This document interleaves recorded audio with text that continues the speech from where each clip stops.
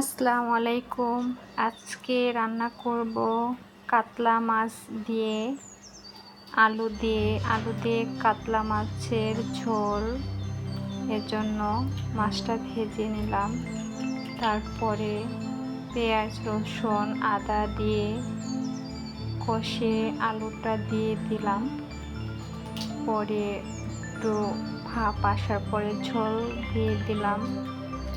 ঝোলটা একটু শুকনা শুকনা হলে আমরা মাছটা দিয়ে দেব। কাতলা মাছের ঝোল আমার ছেলে খুব পছন্দ করে, এজন্য রান্না করলাম। সাথে একটু ধনেপাতা দিয়ে দিলাম। তারপরে মজা করে খাবো, এই জন্য ভাত নিলাম। তারপরে খুব টেস্ট হয়েছে। আমি কিন্তু আলু দিয়ে সব ভাত খেয়ে নিলাম, খুব মজা হয়েছে।